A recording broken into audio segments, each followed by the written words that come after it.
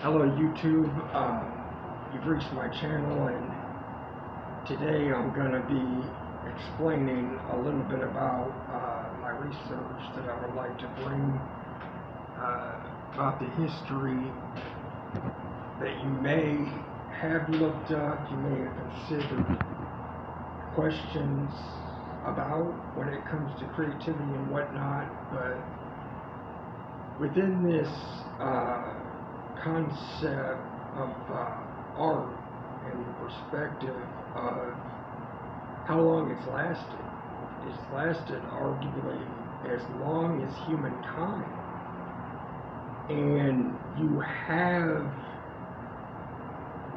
the division of the prehistoric starting point of artwork, and then you have the transitioning into the contemporary. And throughout the art period of the contemporary era, which is where we are now, and people doing artwork and displaying it throughout this current time. It was once believed that the word artwork came from a Latin word that was translated to the word skilled or crafted. And then the philosopher named Socrates, he made an interesting conclusion where he had a theory that the writing amongst all the poets over time and history put a heavy definition and direction to where artwork eventually was heading and continued to head on. And then, so going on about what artwork has inspired, it has inspired expression, it has inspired communication, and and people in the contemporary sense have gathered in festivals, and they have enjoyed the talents of people that have put their art together. So it's been a very, people, they have been in a free zone, is like I like to call it. It's like, when people get, an idea about, well, what kind of idea, creative idea, do I want to take that I can take as far into a pathway that I'm journeying on, that I can inspire so many people. I'm an artist here in Birmingham, Alabama, and within this kind of video that I'm presenting to you, there is two words that can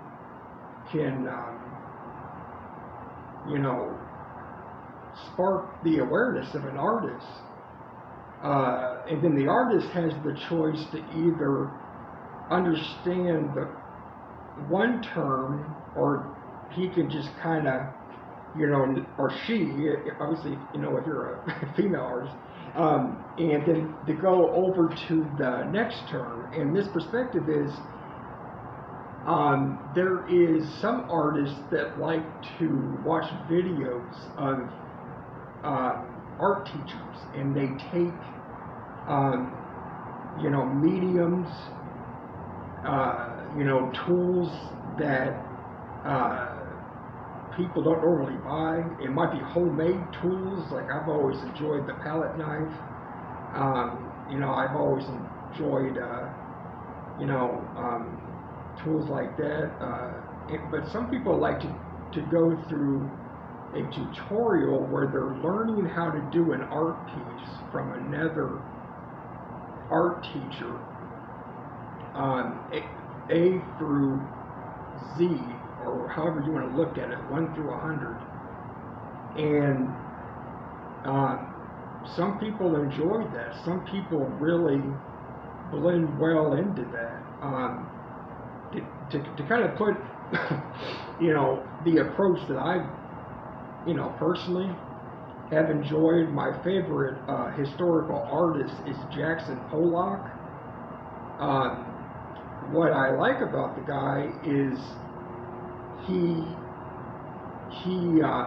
paints with a very rapid, fast approach to his artwork. He's able to identify all the mediums that he needs and has right in front of him, and he has basically that, and he doesn't even have to have a plan, because like he's splattering paint, all over the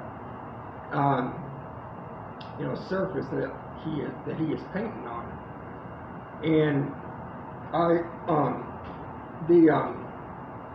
this was where I was at the very beginning of of my entrance into the identification of just me discovering my creativity that I didn't think I really had. And because of that, I wasn't really grabbing a hold of that and excelling with my creativity past that. But once I caught on to my creativity, I was using a certain medium. I was using tempera paint, and for a few years, probably more than that, I didn't even realize that I was doing this. I was kind of, taking my hands and like my fingers with tempera paint all over it of like different kind of colors, and you could just call my hand itself an abstract colored hand. But yet at the same time, I was splashing, that kind of colored paint, the color of tempera paint that it was, all over the cardstock. And then my friend, we went over to FedEx, and then like after he put the design of the painting on his flash drive, and then we printed it off at FedEx. But the main stick of the story was,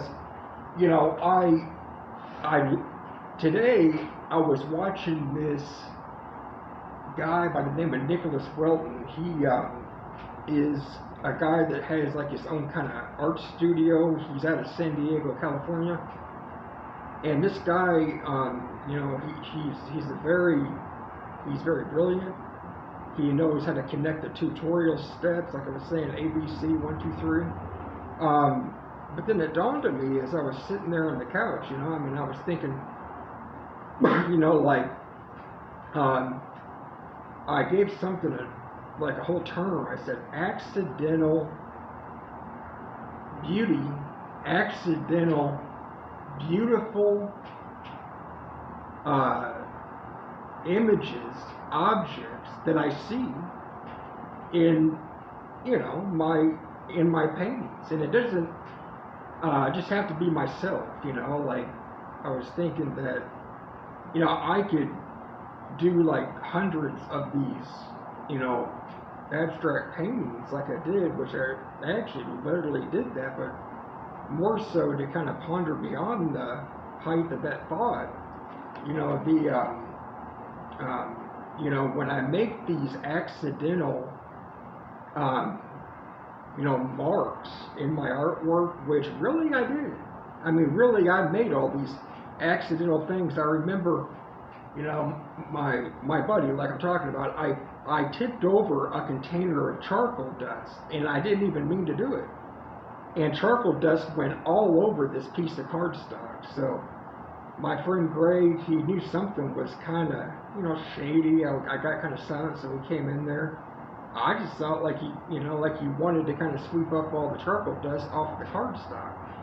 Sure enough, he came in there and he showed so much expression. His eyes got big. It felt like his imagination exploded like an atom bomb.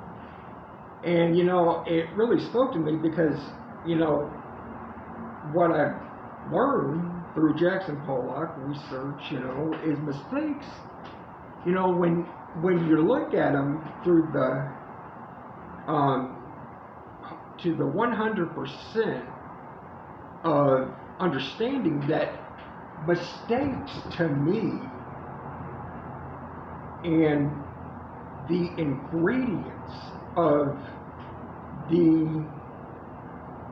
that brings out the beauty in an artist's artwork, painting, etc. That's really the art, you know.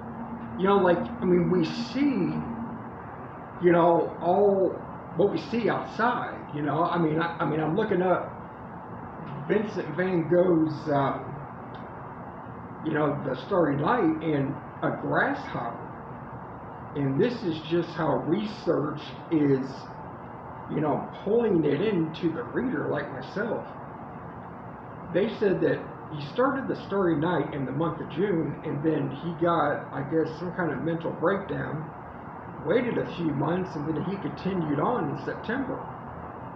And a grasshopper supposedly, you know, just flew right in the pane of his Starry Night, and it died there, you know. And so this is the theme of, you know, kind of where I'm going, kind of, you know, maybe off of where I kind of left off with myself completing all these paintings. Because, you know, I mean, I'll even like admit it, I was right in the same predicament. You know, I used, just like any artist probably is, you know, you do, you know, some kind of like amazing painting, somebody asks you, well, how in the world did you do that? And you'll say, well, this step I did this, moved on to the second step, or B, moved on to the third step, C, and then so on. But then lastly, I was at an event because my friend and I kind of hosted it. He actually lived in the building, the Highland Plaza, right? And my friend, he has a friend also named Michael, and he saw just a casual frame painting of mine that, you know, framed decently, you know, like a really nice painting. So towards the end of the event, he comes up to me, Mike does, however, and he asked me, so out of all these paintings that I had recognized that you had done, and I had heard that you have done, how many of these paintings have you screwed up to the point where you did the whole thing and then you held it right in front of your face and you just wanted to trash it? And I don't remember how I responded to it, but like, this is the verdict that I'm at right now. You know, that's a huge, I don't know about any beginning artists, but I think there's a lot of people who really want to get into maybe like a, you know, a step, 5-10 steps into discovering what they can do from a creativity standpoint. But, you know, I have discovered that it's the accidental, unnoticeable, you know, gestures, marks, images, you know, that we didn't realize was in our art piece that really, you know, impresses the interpretation of the person looking at it, even the artist that produced it itself. And I was thinking, kind of walking back home today, I was thinking, you know, you can do an art piece, and the people that interpret it, they can interpret it two ways, right? You, in terms of doing an incredible looking art piece, if an artist does an art piece, and let's say, you know, you don't approach it in a way where, you know, where like a mistake could happen, then, you know, like, or if you were doing the art piece and following a tutorial, let's say the guy was doing like a 5-step tutorial, which is kind of like people like Nicholas Wilton. But let's say you got home, you had like 5 or 6 different mediums, including tools. You were by yourself and you just said, here it is. I'm looking at every medium plus tools. And you pause and you just go after it. You know, like your mind is there, but it's not like thinking. It's not like thinking in the 1, 2, 3, 4, 5, 6 moment. So what I'm talking about here is what I mean by that is when a person is thinking during actually doing an art piece. Step 1, it's done. Step 2, done. And so on and so on. Because I've noticed this with my writing. There's a term in writing called flow. When a person's pen or pencil, while they're writing, is in the condition of flow, you know what I mean? Stuff, comes on that paper like you would not believe. Because I put this creative writing this well together. It's really amazing how related that writing and artwork is and can very well be. So the verdict of the ending of this video, and what I want you to take out from it is, use your use your approach in a way where there's nothing, because when you're interacting with life, artwork is not like going to your 9 to 5. You don't go to your job and do something totally wrong and expect your boss and everybody just to say, oh, that's nothing. You can work an extra 6 hours. Our artwork is not the kind of, concept where you come home from your job and you do something around your wife or kids, and it's like, well, where did that come from? But the point is, when you're going through your art piece, listen to yourself, but don't overdo it. Base it on the foundation of this, and you might actually like this. When you hear me say this, it may not be like, oh, that sounds good, but when you actually do this, it very well may just look great for you. So when you have all these tools, I like the palette knife, the spatula, all these things, charcoal dust. When you have stuff on your art table or easel, look and tell yourself, this is what I have. These tools, these mediums, paint, charcoal dust, this is what I have to offer. But at the same time, simultaneously as you're saying that, just utilize those on what you're doing. And the reason why you do that is because of one word. It's the word of accident or mistake. People, my fellow friend, there is no mistakes in artwork. There's no 1, 2, 3, 4, 5 beautiful steps and then one mistake and the whole thing blows up. Never. And you have to understand that when there is when there is maybe something not odd, because there's no mistakes. There's no mistakes and there's no accidents, and there is difference, but that's good, because a person and an audience needs to interpreted art piece as different to kind of see that developing mistake, or if a mistake is already there, you know. But in my mind and in my opinion, mistakes is the title of art. I mean, it is, because, and it's a really flipped upside down concept.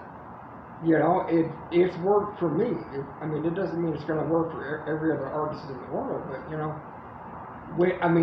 mistakes is it's a super glue for crafts. Like, you aren't going to hold your craft up very well if you don't have super glue. So anyway, I've been doing this video for over 20 minutes, but the verdict is no mistakes in artwork.